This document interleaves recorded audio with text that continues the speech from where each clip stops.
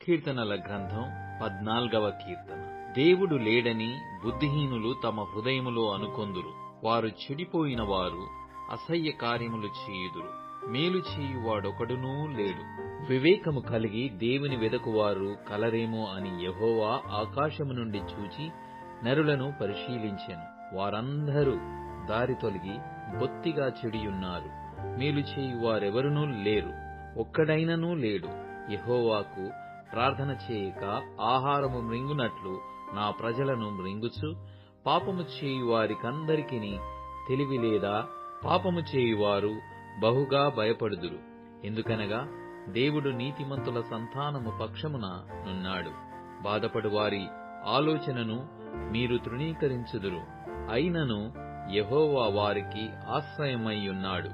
సియోనులో నుండి ఇశ్రాయేలునకు రక్షణ కలుగునుగాక. యెహోవా చెరలోని తన ప్రజలను రప్పించునప్పుడు యాకోబు హర్షించును, ఇశ్రాయేలు సంతోషించును.